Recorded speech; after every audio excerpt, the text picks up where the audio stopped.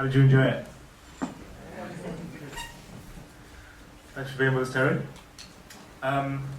So you don't watch your own films, obviously. You left us while we watched The Long Day Closes. I'm just wondering, first of all, when you think back to it, what's the first thing that pops into your head? Oh God.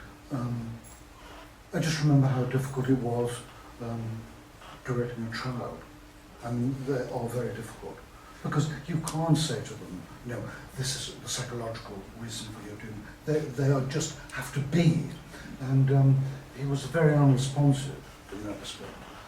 And I got very, very worried about that. Because you can't shout at a child. I wouldn't shout at an adult actor. I couldn't possibly shout at a child. So you have to kind of cajole the audience, cajole the performance out of him. But I did find it a terrible strain. Because I didn't want him to be sort of upset. I mean, when he first came down and I'd chosen him, he flatly refused to wear those clothes. He said, I'm not wearing those. And because I don't have any children, I didn't realise that children are very fashionable conscious now. And I said, well, no, that's what they wore in 1952. They did, because I wore them. And I said to his parents, look, you know, if he's not going to wear them, then I will have to look for someone else. I do not want to force the child to do anything. And they went back to Liverpool.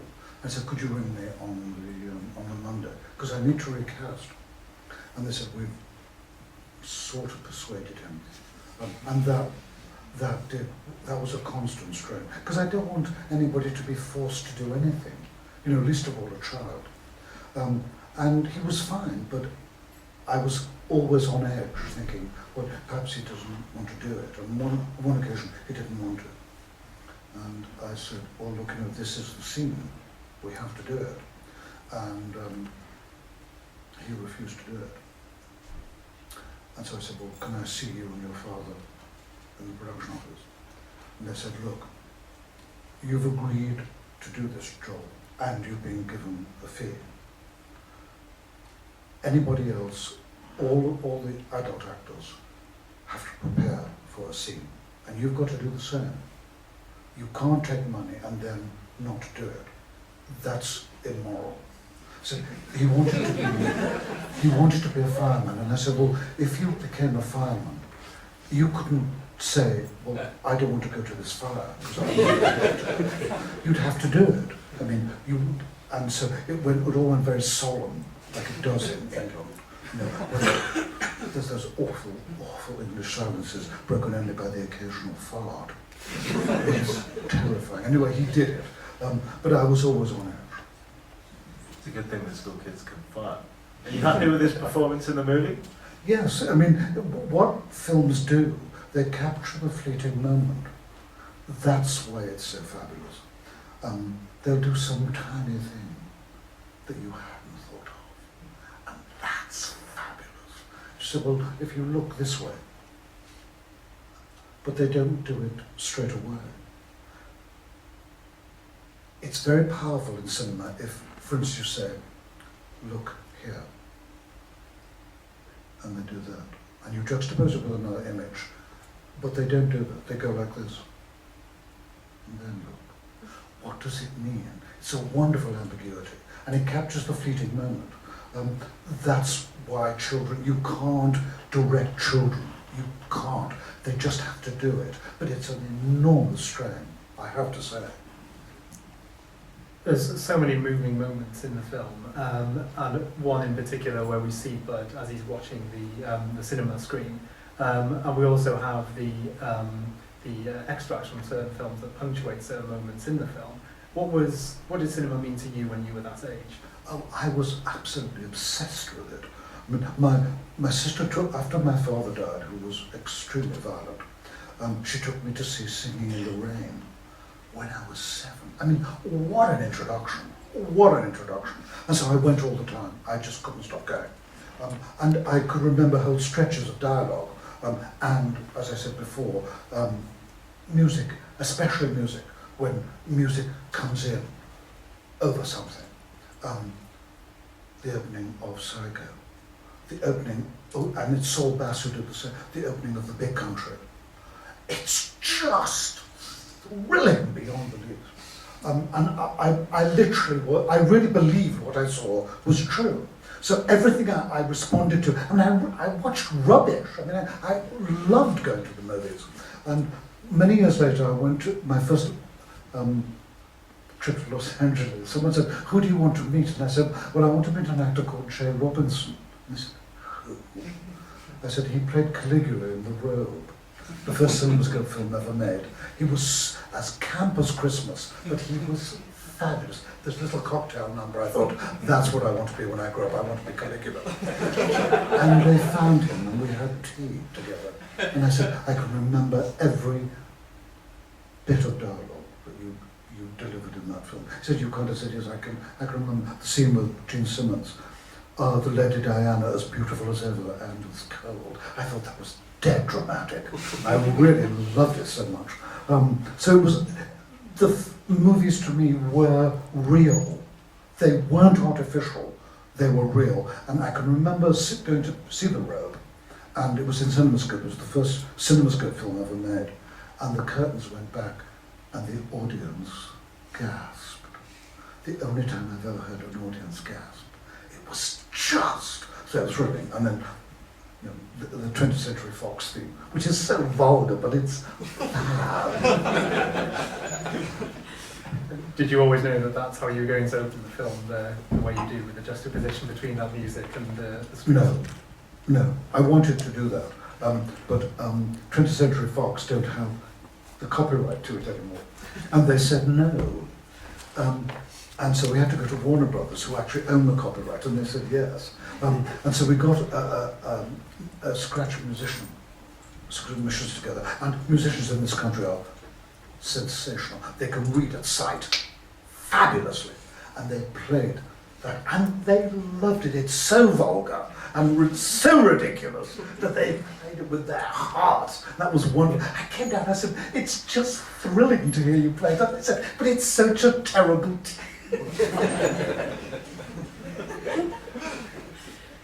How does that happen when you're conceiving these movies? Do you know you're going to stick these music cues in at the beginning, or are you looking at the images and you respond to it that way? Like, for example, you're thinking this is going to be a choral fugue, or this is going to be a pop song in here, or do you wait for the edit? No, I always write it in the initial script, and sequences are timed to that music.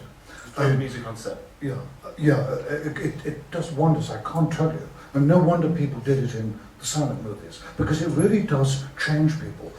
When we were doing Long Day Closes, those series of overhead shots to Tammy, I just said, "Can we have Tammy played back?" And the crew just came alive, because it's such a terrible song. I'd sing like a violin if I were in his arms. It's rubbish, but it's fabulous rubbish. And it's amazing what music does on its own and then juxtaposed with music. There's a wonderful moment in the Pomfret Castle speech of Richard II before he's killed by Extra, and he hears someone play something, and he says, "How sour sweet music is, when time is broken, no proportion kept. So is it in the music of men's lives, and here have I the daintiness of ear to check time broke in a disordered string, who but for my concordant state of time have not an ear to hear my true time broke. I wasted time, and now doth time waste me." Isn't that a wonderful description of music? I think it's worth a round of applause.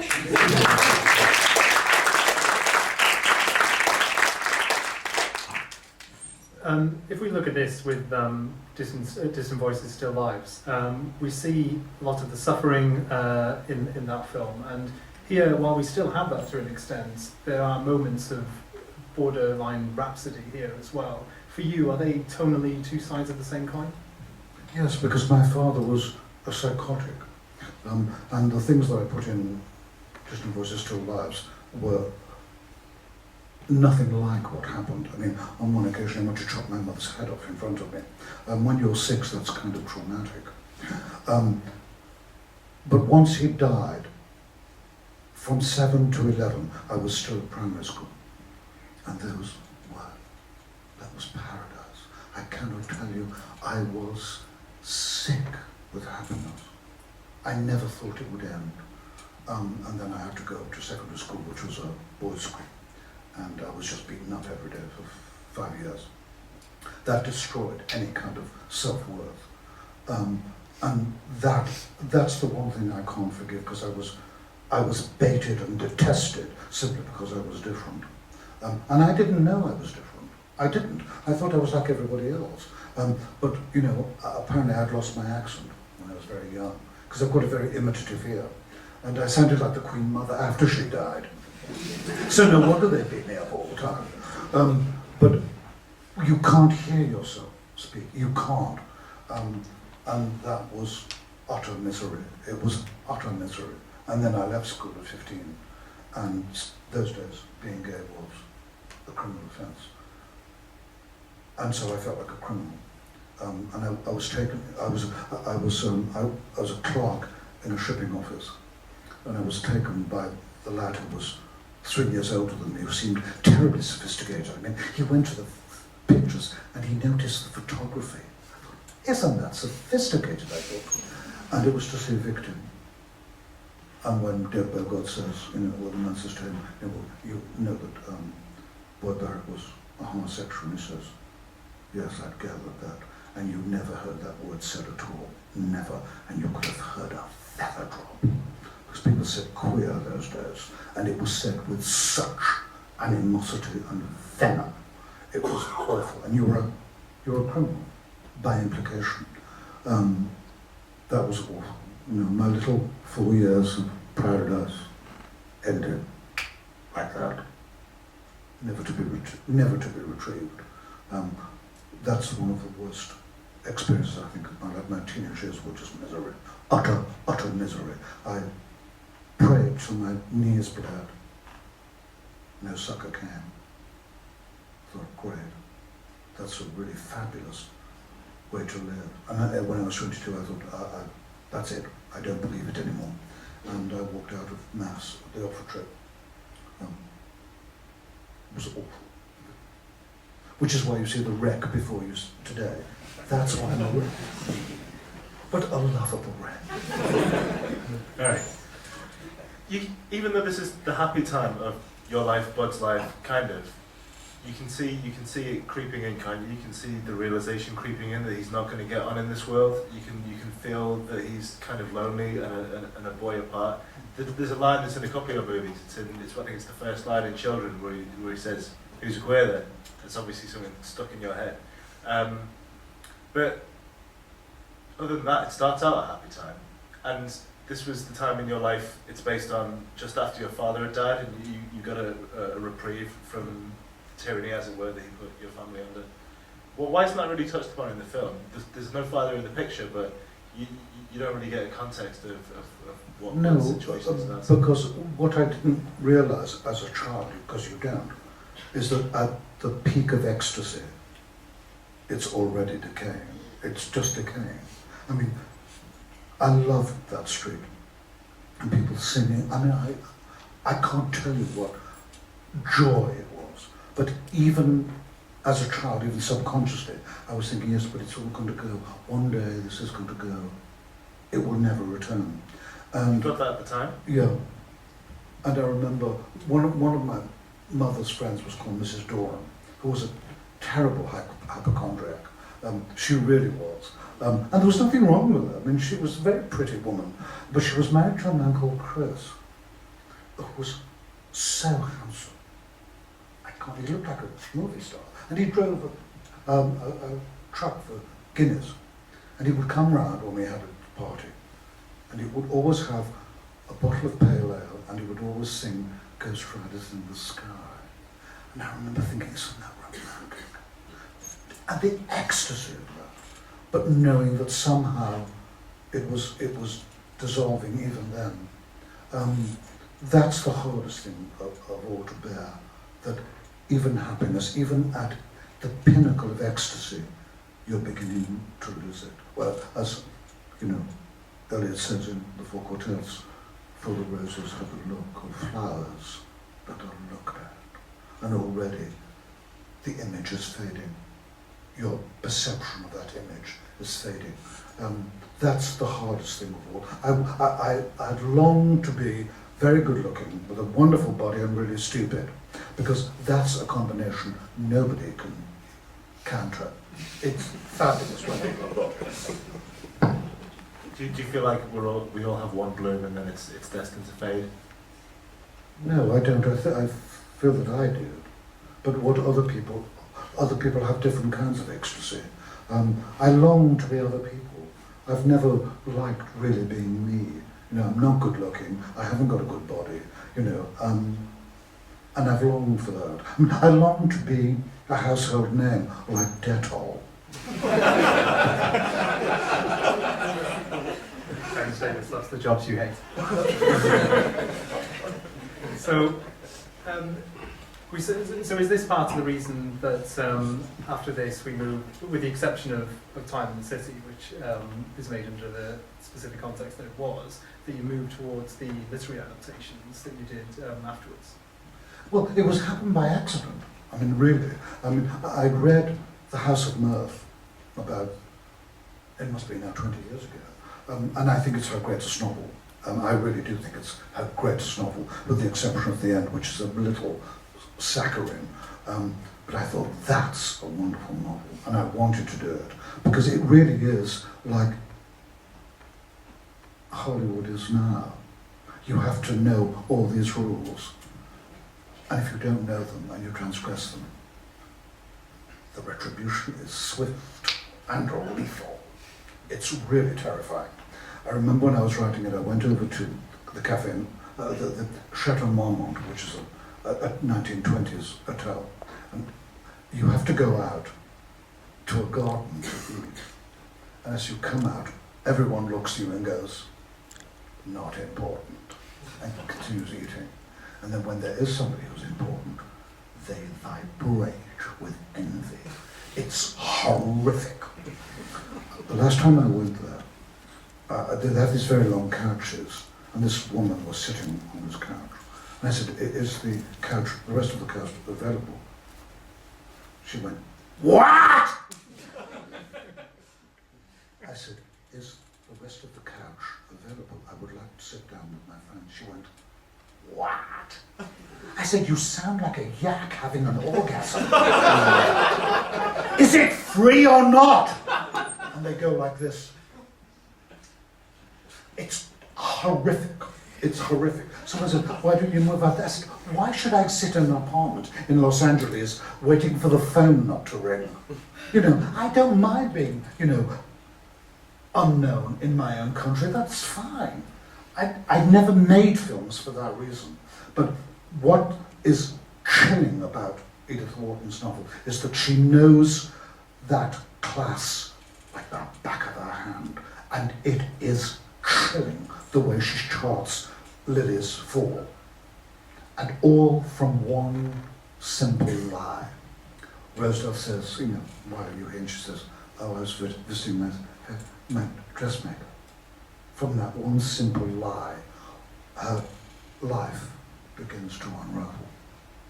From one lie. And that's what's so powerful about it. I mean, I've heard, I don't know because I don't live in Hollywood, but there are certain cafes and restaurants that you go to where you know how important you are depending on where you sit and whether your car is valeted before you pay the bill. Can you imagine thinking that that's important? Isn't that horrific? And Edith Wharton charts it, and it's the belly pockets, not Hollywood. But it's so true today. You look at these eyes and they are vicious beyond belief. They look at you and you can see they're not even going to remember you before you've left the room. Horrible. So what did it feel like after making that movie, and then you're kind of living Lily's story in a way? You were kind of ostracized from the film community for a while, weren't you? Yes, I It was did very work for difficult to 8 get years. anything made for 8 years or Yes, so. I didn't work for 8 years. I mean, people weren't remotely interested in what I wanted to do. Did you feel like it was doors closed on you, or was just one thing not happening after another? No, I just thought that's it. I thought, well, if that's it, then, you know, House of Mirth is not a bad film to end on. I don't know how I live, because I have no money. And I've had to, in that 8 years, I remortgaged my house 3 times. I mean, huge amounts of debt. And you begin to think, well, is it worth the struggle? And my great love is Anton Bruckner, the symphonies of Anton Bruckner. And I think he had one success. And I think if Anton Bruckner can do it, there's no excuse for the rest of us. I revere that man. Those last 3 symphonies are sublime. And you think, if he can do it, then I should try. But there are times when I do despair, because I live alone, and I'm very often very lonely. And sometimes you think, what have I done it for? Is it worth it? Is it worth it? And it's very hard sometimes to say, yes, it was. Sometimes I think, I've wasted an entire life. You've had a lot of endurance through a lot of pain though in your life. Do you ever think of putting that adult pain into a movie as well, like you put your pain of growing up? How come you're not interested in that? How come you make such autobiographical movies about formative years, but then not so much about... Well, the problem is I don't understand the real world. I don't understand. I'm a technophobe. I have one mobile phone. There's one number on it. That's it. I've tried to send emails on my Hoover, which is really kind of desperate. And when you get replies, it's really sinister. But I'm hopeless. The modern world seems to me to be terrifying. I don't understand the way it works. I don't understand it. So I suppose, I retreat to the past because that's not only a place that I know, but I feel that somehow there's some sort of truth there. I don't know what the truth is, and it may be completely false. But the present world, I don't understand. Before we came tonight, we parked in Waterloo Place, and there was a man in his 50s, obviously mentally disturbed, and shouting, standing there shouting. 3 young girls got off this coach, and they started debating him. And I said to my manager who brought me down, I want to go over to them and say, how dare you do that? How can you be so cruel? And I didn't do it. I should have done, but I didn't. But the cruelty of it, the casual cruelty of it, and I think if that's the modern world, I'm sorry. I don't want to know. I don't want to know. And that's not to say that all young people are horrible. They're not. Of course they're not. We only notice when they are horrid.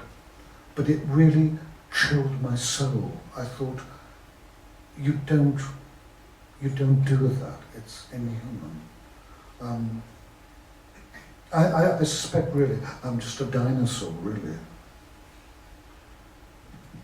With your experience in struggling to get certain films made, how do you decide on which project to pursue? Do you have a number of projects on the go at the same time, a number of scripts, and then it's just whichever one the funding comes through on, or that looks likely to? I wish it was as simple as that. Alas, it's not. I've wanted to do Sunset Song for 15 years. Couldn't get any kind of interest at all. Couldn't. And I saw it on BBC on Sunday night in 1971, and I waited for every Sunday. I just couldn't wait for the next episode. And I read the book, which is actually quite hard to read, but I wanted to do it. No one was interested, literally no one. Finally we got money, and you get 15 pages from BBC Scotland saying that Peter Mullin isn't Scottish enough. It beggars belief. And that's the kind of thing that's tiresome. And there's always someone who says, if only you'd just done this, and this would be a really good film. And you just think, yes, just breathe into this plastic bag, you feel nothing. And there's always someone who's got to change it for the sake of. Agnes Dane, who's playing the main part, she's a real talent, that girl. A real talent, a wonderful ear. We got this voice coach in who came from Aberdeenshire, where the novel is set. She's terrific. 11 pages from BBC Scotland saying she wasn't Scottish. And you just think, oh Christ, here we go again. When you get through all that and all the post-production, then you have the problem of the poster. And I go through this every time. It's so tedious, I can't tell you. Will you please make the poster interpretive, not illustrative? If you don't know the difference, please will you tell me now, because it will only cause a row later on. Yes, we know the difference. You see the dummies and you say, they're illustrative, they're not interpretive. Well, we think they're funky. I said, I don't know what that means. It's edgy. I said, I'm still none the wiser. Will you show me in this building one poster that is both edgy and funky? So they showed me this poster. I said, oh, you mean dull? Why didn't you say that? I'd have got it straight away. You know, there's all that nonsense, you know. And they speak in this kind of management speak, which I can't tell you how utterly dull it is. And I'm not familiar with it, so I lose my temper. And then you're seen as the kind of villain of the piece, you know. And you just say, look, when I was growing up, if you didn't know something, you said, I don't know, and you learned something. Now, you don't say you don't know it because it's seen a loss of face. I said, but the whole point about learning is that if I don't know something, I'll say, oh, what does that mean? It's a joy to find out. You know, I mean, Agnes Dane was a lovely girl. I once said plaintive. She said, what does that mean? I said, it means sad. But she's so open to that, and it's so charming. But you've got all that nonsense to go through. And I can't tell you how tiresome it is, because by the end of a film, you're exhausted. I mean, you really, really are. And the last thing you want is someone giving you some crappy poster, you know, which I said, I'm sorry, I'm not going to agree to it, you know. And then there are 20 people saying to you, well, you know, I mean, I think you should take that scene out. You said, yes, I've taken it out. I've taken one scene out, I put it back in. The reason it's in is because it works. Can't you understand that? No. And then when you show the film and people say, that's a really great scene, it's very difficult not to say, and you told me to take it out. And I want to say it, but of course you can't, because it sounds kind of mean and spiteful, and I want to be mean and spiteful. It sounds like you should make a movie about the process of making a movie. It sounds like it would be fantastic. Now, you've shot Sunset Song in 65mm. Firstly, how was that process, and are you looking to show the film in 70mm when it eventually comes out? Absolutely. I mean, 70mm is fabulous. I mean, it's the same great ratio as Lawrence of Arabia and Ryan's Daughter. I mean, it looks sensational. But because it's a farming community in Scotland, we had to go to New Zealand for the summer sequences. We get to New Zealand and they have their worst storms in 100 years. And you think, oh Christ, you know, we've come all this way and I could have got this for free in Scotland.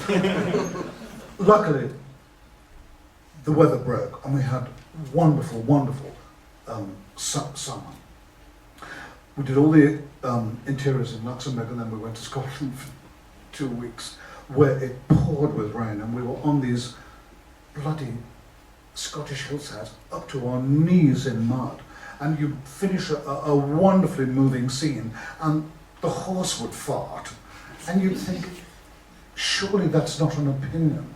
It was so depressing. I used to come home filthy. I'm thinking, why am I doing this? You know, why am I doing this? We didn't have enough money to shoot that scene, that schedule, and you then begin to think, you know, really, why did I ever embark on this? You know, and then someone does something on screen and you just think, wow, that's why. That cast was sensational. They waited sometimes all day, and we got the performances between 1 and 3 takes. That's extraordinary, sometimes in 1 take. I mean, they were fabulous, and I really love that crew. And that cast, I said to them, at one time, British actors were not very good with their eyes. They just weren't. Now, these young actors and actresses, they really know exactly where to look. And it's thrilling. I said, you're laying down a new tradition, and it's a real privilege to watch it. Just sensational. That's thrilling. I can't tell you. That's thrilling beyond belief. When you see people do things that's new, and you think, yeah, now we can compete with the Americans. The problem is we then try to shoot like the Americans, which we can't do. We never have been able to. But my God, these young actors and actresses, my God, they're fabulous. Utterly fabulous. That performance you got out of Rachel Weisz in The Deep Blue Sea is still stuck with me. She's amazing. And I bet it looks fantastic, this new film shot in 70mm. Should we open up to the audience, see if anybody can anything to us? Anybody? Sorry, just wait for the microphone. 1 second.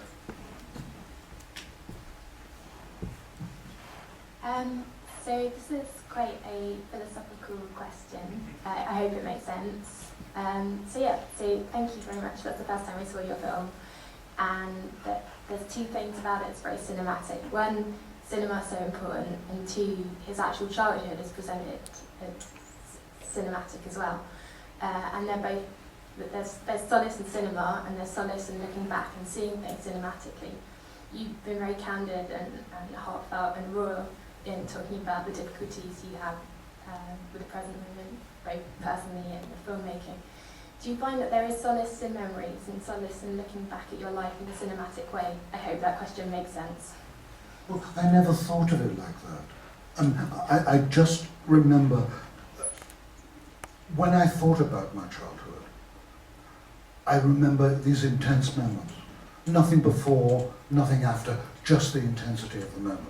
And after my father died, my family became it all the time. So in a way, their memories became mine. But all they remembered was the intensity of the moment. I didn't realise that as a child, but that's what we remember.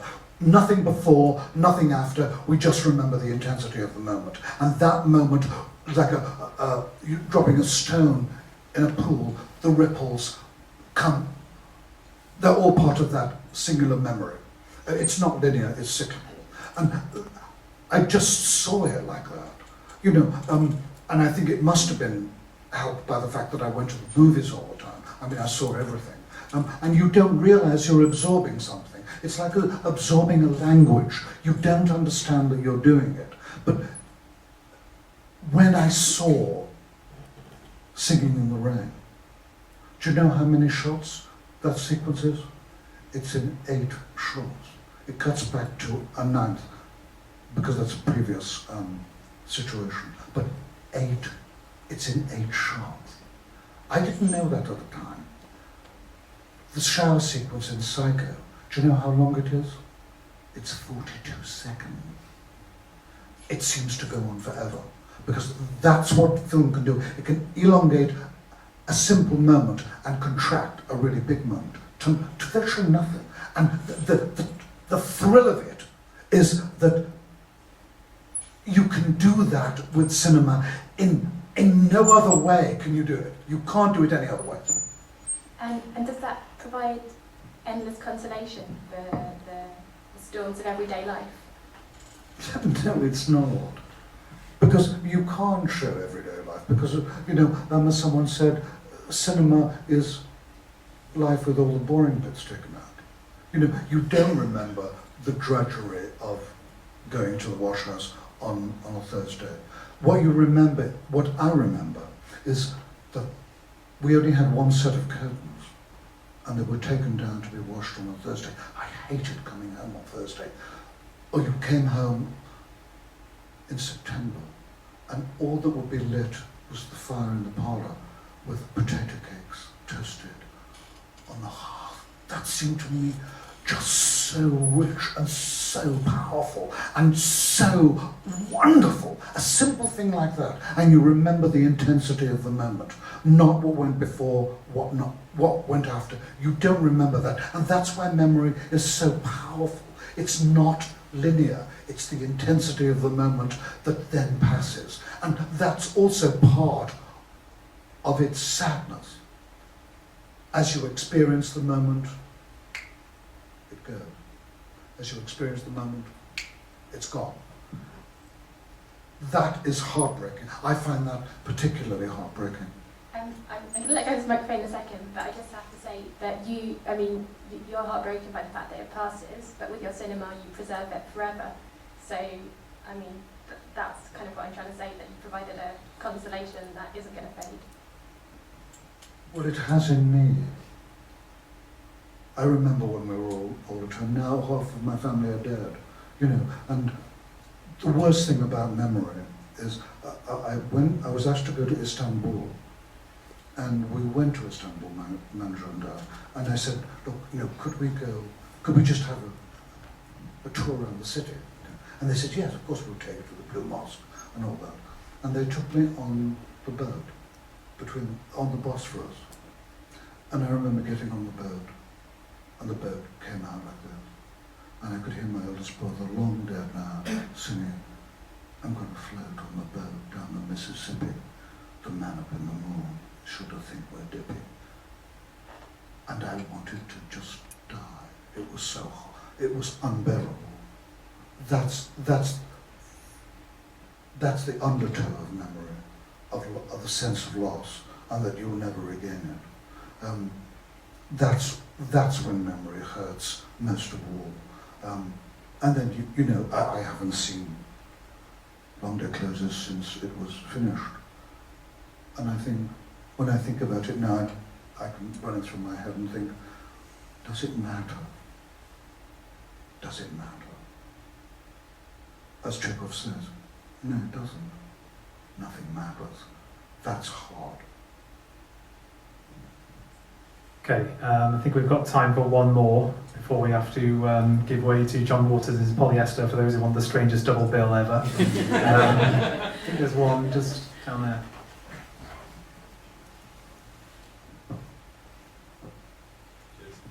Thanks. This is the first time I saw this film. I very much enjoyed it.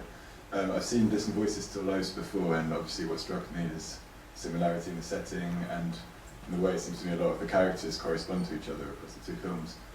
But also, as far as I could tell, you didn't reuse any actors from your first film, from Distant Voices Still Lives. I was wondering if that was deliberate, that renewal of the cast. And also, more generally, what you looked for in casting the adult actors in these two films. Well, the reason I didn't use any of the original actors in Distant Voices Still Lives because that was about my mother and my father and my two eldest sisters and my eldest brother. This is about me. And it was like, because I'm the youngest of 10 and 7 surviving, it was like a different sort of family, if you see what I mean. That was the reason why that they weren't used. Because it was different. It was a different emotional feel, and that's why I didn't use them. Although I think I was blessed with wonderful actors in both films. I mean, there were Marjorie Yates is just she's just like my mum. So is Frida Dali, I mean, exactly like my mother. So it was a different part of the story, like I don't know. Getting all the makeup on Fridays, and I could still smell Fridays. They came round, all my sister's friends came, they ironed their petticoats, and I bought Panstick, American tan, nylons 15 denier, no seam, because seams were considered a bit tarty, majestic red lipstick, and majestic red nail varnish, and Evening in Paris. In little bottles that seemed so exotic, and I loved Fridays. But that was a different era. So my autobiography seems to fall into two different camps, which is why I did it that way. But I was blessed with wonderful actors who they didn't act; they were. Because I always say to the actors, I don't want you to act, just be. And that's much more difficult, because when they are, something really exceptional happens, because you see the fleeting moment. And that's what's wonderful. But I wouldn't want you to think that, it's all to doom and gloom. I do like comedy. I think comedy, you have to be able to laugh at yourself and laugh at the world. If you don't do that, then you really are lost. People with no sense of humour are the worst people to work with, and they really are. And they take themselves and everybody else, so seriously. You think, look, you go to the bathroom and fart in the bath like everybody else. You're not different. You've got to be able to laugh at it. Which is, I suppose, one of the reasons why, apart from T.S. Eliot, my great love is John Betjeman. He's captured this wonderful world that's gone now. It's just gone. But his ear is just so wonderful. There's one of his less known poems is called Winthrop Mackworth Redivivus. It's for Regency now, I'm enthusing. So we've Regency stripes in the hall, and my dear, really frightfully amusing, a dome of wax fruit in the hall. We've put the Van Gogh in the bathroom, those sunflowers look so out of date. Instead, there's plenty of hearthroom, real ivy grows out of the grate. An artist with whom we're acquainted has stippled the dining room stove, so the walls are alternately painted, off yellow and festival mauve. The minister's made the decision that Cedric's department must stay, so an OBE, civil division, will shortly be coming his way. To you, dear, and also to me, dear, it's nothing for you, little friend. For you, and I know, dear, a knighthood, perhaps, in the end. But it wasn't for this that I filled a whole page up with gossip, of course. No, I'm dreadfully concerned for Matilda, who seems to believe she's a horse. She neighs when she's sitting at table. She clutches a make-believe rein. Her playroom she fancies a stable. Do you think she's going insane? I know I would not let them christen her, such an old superstition's absurd. But as Cedric was leading the listener before he tuned into the third, she crawled on all fours like a dumb thing and nibbled my prance, I'm afraid. Do you think we could exorcise something if we called in the church to our aid? Exorcise. That's rather funny. But it's not very funny to me, you see. We spent all her grandmother's money on analysis since she was 3. And just when we'd feed her libido, we went off to Venice and Rome. You'll remember we met at the Lido and left dear Matilda at home. I'm afraid that riding school did it. The one where we sent her to stay. Was she horseman before then she hid it, or her analyst kept it at bay? And that capable woman in Surrey, who seemed so reliable too, said, leave her to us and don't worry, this place is as good as a zoo. When she's not on a horse, she's not idle, she can muck out her stable and clean, her snaffle, her saddle, her bridle, till bedtime at 7:15. 20 guineas a week was the price, dear. For Matilda, it may have been bliss. But it's not very nice for us, dear, to find it has left her like this. Thank you very much. Terence Davies, it's been an absolute pleasure. Thank you. Thank you all for coming out as well. The ICA Badlands and Star